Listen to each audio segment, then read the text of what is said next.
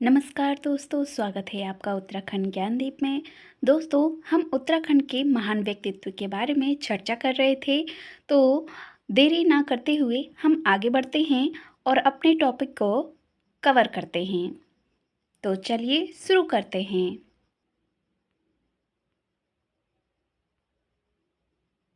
पढ़ते हैं दोस्तों, अल्मोड़ा जनपद के महान व्यक्तित्व के बारे में। पढ़ते हैं दोस्तों, लोक रत्न पंत, इनका संबंध साहित्य से है। इन्हें खड़ी बोली का पहला कवि माना जाता है। कुमाऊनी और नेपाली भाषा का प्रथम कवि लोकरत्न पंत जी को माना जाता है। आगे पढ़ते हैं, शिवदत्त सती, इनका भी संबंध साहित्य से है। मित्र विनोद भावर के गीत, घसियारी, बुद्धि प्रवेश आदि इनकी प्रमुख रचनाएं हैं। आगे पढ़ते हैं दोस्तों, गौरी दत्त पांडे, इन्हें हम गोरदा नाम से जानते हैं और इनका संबंध साहित्य से है। गौरी दत्त पांडे जी की चाय लीला और हमरो कुमाऊं इनकी प्रसिद्ध रचनाएं हैं। आगे पढ़ते हैं, मोस्ट इम्पोर्टेंट है दोस्तों, नोट डाउन ज़रूर कीजिएगा और इनसे भी प्रश्न बने हैं। इनका उपनाम पूछा गया है।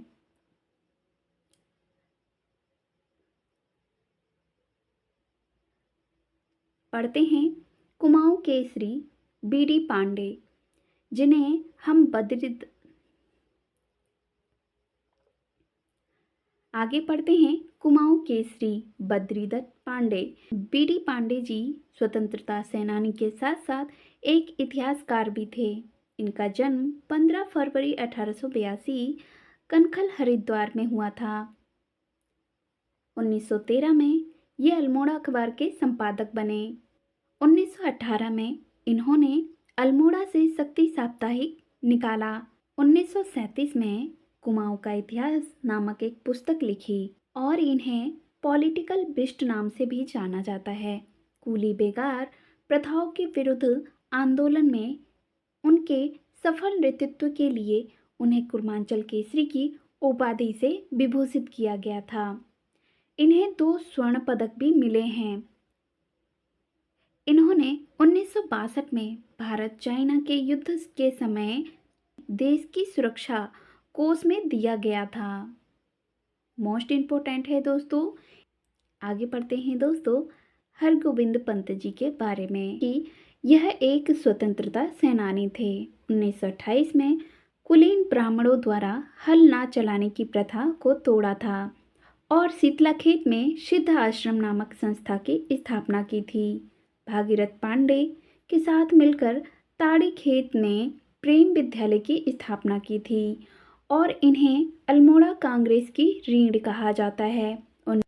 हरगोविंद पंत जी 1950 से 1956 तक बद्रीनाथ मंदिर कमेटी के अध्यक्ष रहे। दोस्तों, मोस्ट इम्पोर्टेंट है दोस्तों, उत्तराखंड के एग्जाम में पूछा भी गया है कि हल ना चलाने की प्रथा किसने तोड़ी थी। तो आंसर में आपका है हरगोविंद पंत जी। और शीतला खेत में सिद्ध आश्रम नामक संस्था की स्थापना किसने की? तो हरगोविंद पंत जी ने। अल्मोड़ा कांग्रेस की रीढ़ किसे कहा जाता है? हरगोविंद पंत जी को। आगे पढ़ते हैं। अब पढ़ते हैं दोस्तों, इंद्र सिंह नयाल जी के बारे में, जो कि ये स्वतंत्रता सेनानी थे, उसके साथ ही साहित्यकार भी थे। नैनीताल के नवयुवकों पर चल रहे राजद्रोह के मुकदमों की पैरवी की थी। 1973 में स्वतंत्रता संग्राम में कुमाऊं का योगदान नामक पुस्तक लिखी। 1955 में खटीमा में थारू हाई स्कूल की स्थापना इंद्र सिंह नयाल जी ने की थी। 1932 में कुमाऊं युवक सम्मेलन के अध्यक्ष भी बने थे। दोस्तों, यह भी मोस्ट इम्पोर्टेंट है। डॉक्टर मुरली मनोहर जोशी, जो कि एक पॉलिटिशियन थे, 1980 में बनी भाजपा के पहले प्रदेश सचिव बने। कन्याकुमारी से जम्मू तक एकता यात्रा की और हिंदी भाषा में भौतिकी विषय के स्पेक्ट्रोस्कोपी में शोध पत्र तैयार किया था। इस विषय पर हिंदी में शोध पत्र बनाने वाले यह पहले व्यक्ति थे। तो दोस्तों ये भी मोस्ट इम्पोर्टेंट है। आगे पढ़ते हैं राम सिंह धोनी, जो कि एक स्वतंत्रता सेनानी थे। दोस्तों जय हिंद शब्द का सबसे पहले प्रयोग राम सिंह धोनी को जाता है। 1921 में फतेहपुर में साहित्य समिति का गठन किया था। शक्ति पत्र के संपादक 1925 में बने। 1935 में इनकी स्मृति में राम सिंह धोनी आश्रम की स्थापना सालम में की थी। और सालम कहाँ है दोस्तों? अल्मोड़ा में। आगे पढ़ते हैं विक्टर मोहन जोशी, ये एक स्वतंत्रता आंदोलनकारी थे। 1920 में प्रयाग से क्रिश्चियन नेशनलिस्ट नामक अंग्रेजी पत्र शुरू किया था। 1930 में स्वाधीन प्रजा नामक समाचार पत्र का प्रकाशन किया। अल्मोड़ा में क्रिश्चियन फ्रेंड्स एसोसिएशन की स्थापना की। इसके बाद इसका नाम क्रिश्चियन यंग पीपुल्स सोसाइटी रखा गया। बागेश्वर में स्वराज मंदिर की स्थापना विक्टर मोहन जोशी ने की थी। 1928 में बागेश्वर में खद्दर की प्रियदर्शनी आयोजित की थी। दोस्तों उत्तराखंड के एग्जाम में प्रश्न यह बना है कि स्वाधीन प्रजा नामक समाचार पत्र का प्रकाशन किसने किया था? तो विक्टर मोहन जोशी ने। और कब प्रकाशित हुआ था? 1930 में। और बागेश्वर में स्वराज मंदिर की स्थापना किसने की थी? विक्टर मोहन जोशी ने। और अल्मोड़ा में क्रिश्चियन फ्रेंड्स एसोसिएशन की स्थापना किसने की? विक्टर मोहन जोशी ने। और बाद में इसका नाम बदलकर क्रिश्चियन यंग पीपुल्स सोसाइटी रखा गया था। आगे बढ़ते हैं। अब पढ़ते हैं दोस्तों घनानंद पांडे जी के बारे में। ये एक साइंटिस्ट थे। 1954 में ये रेलवे बोर्ड के अध्यक्ष भी रहे। 1961 से 1966 में रुड़की विश्वविद्यालय के कुलपति बने रहे। उत्तराखंड विकास संगठन नामक संगठन का गठन किया था। दोस्तों मोस्ट इम्पोर्टेंट है, घनानंद पांडे जी के बारे में पूछा जाता है। आगे पढ़ते हैं शोभन सिंह जीना, ये एक स्वतंत्रता आंदोलनकारी थे। इन्होंने कुमाऊं राजपूत परिषद का गठन किया था। और 30 से 31 मई 1988 को उत्तरांचल उत्थान परिषद का गठन किया गया था। दोस्तों यह उत्तराखंड के एग्जाम में पूछा भी गया है। आगे पढ़ते हैं दोस्तों प्रसून जोशी जी के बारे में। ये एक गीतकार भी हैं और इनका संबंध सिनेमा से है और इन्हें द एड गुरु के नाम से जाना जाता है। प्रतिष्ठित अमेरिकन लॉयन पुरस्कार से भी सम्मानित किया गया है और यह सेंसर बोर्ड के अध्यक्ष भी हैं। आगे पढ़ते हैं देवकीनंदन पांडे, इनका संबंध स्वतंत्रता सेनानी से है। देवकीनंदन पांडे नंगे पांव कैलाश मानसरोवर यात्रा करने वाले व्यक्ति हैं। इन्हें कुमाऊं का गांधी के नाम से जाना जाता है। मोस्ट इम्पोर्टेंट है दोस्तों, कुमाऊं का गांधी के नाम से किन्हें जाना जाता है? तो देवकीनंदन पांडे जी को। आगे पढ़ते हैं दोस्तों बच्ची राम आर्य। दोस्तों यह एक समाज सेवा के साथ साथ स्वतंत्रता आंदोलनकारी भी थे। कुर्मांचल में शिल्पकारों के जनेऊ आंदोलन के प्रणेता किन्हें कहा जाता है? बच्चीराम आर्य को। कर्मकांडी आर्य समाजी पंडित नाम से प्रसिद्ध हैं। जलती मसाल और ग्राम सुबोध नामक पुस्तक बच्चीराम आर्य ने लिखी है। दोस्तों मोस्ट इम्पोर्टेंट है, आप लोग नोट डाउन जरूर कीजिएगा। आगे पढ़ते हैं आयरन पंत, ये एक समाजसेवी के साथ साथ पाकिस्तान की राजनेता भी रह चुकी हैं। ये एक अल्मोड़ा की बेटी और पाकिस्तान की बहू के नाम से फेमस हैं। पाकिस्तान के पहले पीएम लियाकत अली खान की पत्नी हैं। पाकिस्तान की पहली महिला राजदूत और गवर्नर बनने वाली आयरन पंत हैं। दोस्तों मोस्ट इम्पोर्टेंट है। आगे पढ़ते हैं दोस्तों शेर सिंह बिष्ट, ये एक साहित्यकार हैं। कुमाऊनी के आधुनिक युग का वास्तविक आरंभ सिरसिंह बिष्ट को माना जाता है। मोस्ट इम्पोर्टेंट है दोस्तों। आगे पढ़ते हैं दोस्तों, इनकी प्रमुख रचनाएं कौन कौन सी हैं। हमर में बाप, दीदी बेड़ी, हंसड़े बहार आदि इनकी लोकप्रिय रचनाएं हैं। 1981 में मेरी लटी पटी नाम से इनकी कविताओं का संग्रह प्रकाशित हुआ था। तो दोस्तों यह भी मोस्ट इम्पोर्टेंट है। दोस्तों आगे बढ़ते हैं दोस्तों, गिरीश तिवारी किरता ये एक साहित्यकार थे। पिथौरागढ़ जिले के प्रसिद्ध झूसिया दमाई पर शोध ग्रंथ लिखा था। दोस्तों यह भी मोस्ट इम्पोर्टेंट है। आगे बढ़ते हैं, शांतिलाल त्रिवेदी ये एक गांधीवादी स्वतंत्रता सेनानी थे। दोस्तों मोस्ट इम्पोर्टेंट है, यहाँ से भी काफ़ी प्रश्न पूछे गए हैं। जी इन्हें लंबे खत वाला नाम से पुकारते थे। कुमाऊं छोड़े जाने को कहे जाने पर इनका जवाब अद्वित था। हम अंग्रेजों को कहते हैं कि भारत छोड़ो और आप हमसे कहते हैं हिमालय छोड़ो। हिमालय हमारा है, हम इसे क्यों छोड़ें। और 1951 से 1954 के बीच गरुड़ और सेल ग्राम के बीच पेयजल विवाद सुलझाने के लिए इन्हें जाना जाता है।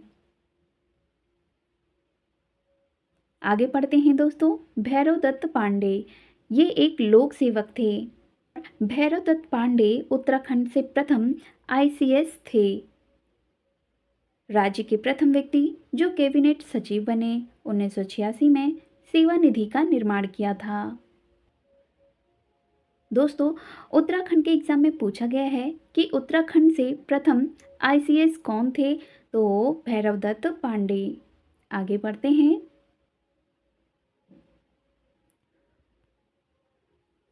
दोस्तों पढ़ते हैं गोविंद बल्लभ पंत जी के बारे में, जो कि ये वेरी इंपॉर्टेंट है। इनका जन्म हुआ था दोस्तों 10 सितंबर 1887 खूट गांव अल्मोड़ा में। दोस्तों इनकी डीओबी पूछी गई है, आप लोग नोट डाउन ज़रूर कीजिएगा, और अगर आपको लर्न है तो well and good.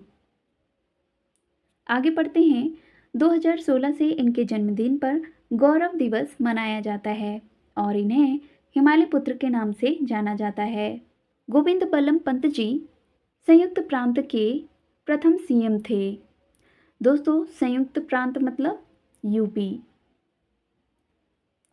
Govind Ballabh Pant द्वारा पहला मुकदमा कुंज बिहारी का लड़ा गया था। 1914 में काशीपुर में नागरी प्रचारणी सभा की शाखा के रूप में प्रेम सभा की स्थापना की गई थी। दोस्तों उत्तराखंड के एग्जाम में पूछा भी गया है कि प्रेम सभा की स्थापना किसने की थी, तो गोविंद बल्लभ पंत जी ने। और कब की थी? 1914 में। आगे बढ़ते हैं, 1914 में ही उदयराज हिंदू हाई स्कूल की स्थापना की थी। 1918 में काशीपुर में खद्दर आश्रम और विधवा आश्रम की स्थापना की थी। दोस्तों यह तो उत्तराखंड के एग्जाम में पूछा भी गया है, मोस्ट इम्पोर्टेंट है।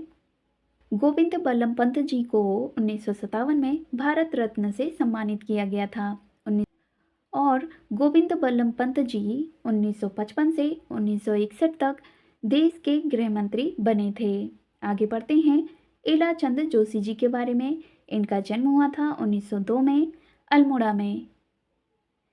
जब ये 7वीं कक्षा में पढ़ते थे तो सुधाकर नामक पत्र निकाला था। मूल रूप से ये एक मनोवैज्ञानिक उपन्यासकार थे।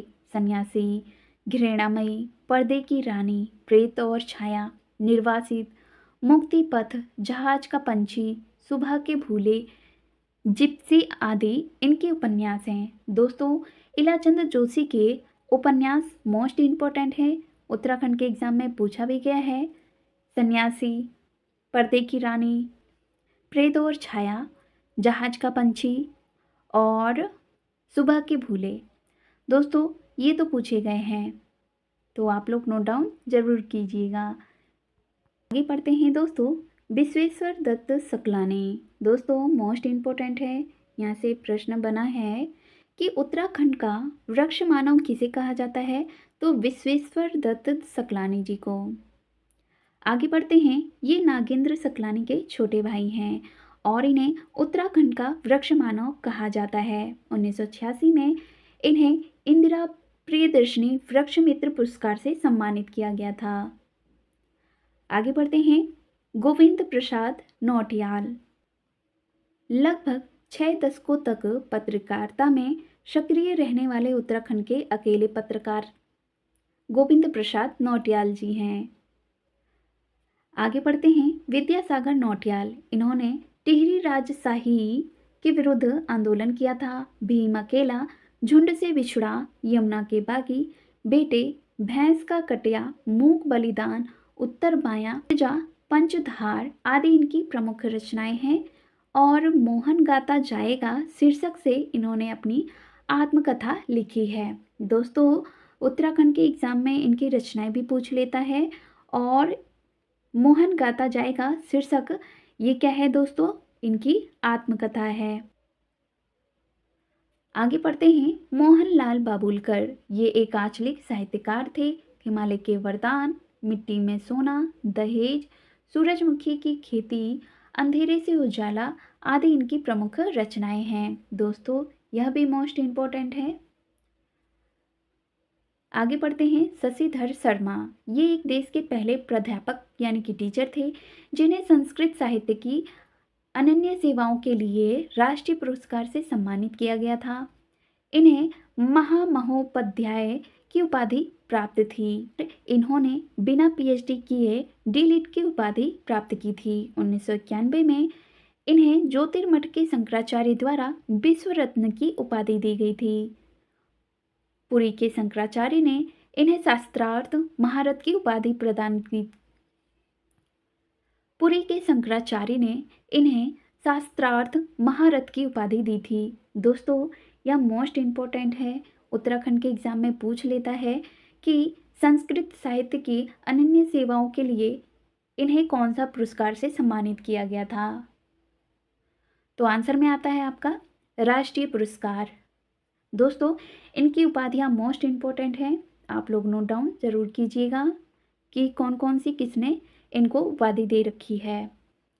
दोस्तों, अब आगे आपको जितने भी टॉपिक्स कराएंगे उसके मैं कुछ एमसीक्यूज कराऊंगी।